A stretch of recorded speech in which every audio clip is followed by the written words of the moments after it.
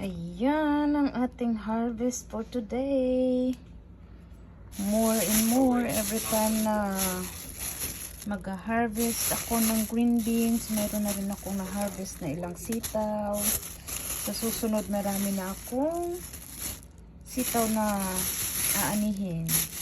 Ito lang muna yung nakuha ko kasi ito yung mga naunang lumabas ba. Siya yung para tama lang ba yung niya. Para hindi tumanda. Ayan. Ang green beans ko or string beans. Ayan siya. Marami na akong naiipon na green beans. Ayan. Yan lang ang aking video for today. Maraming salamat sa inyo.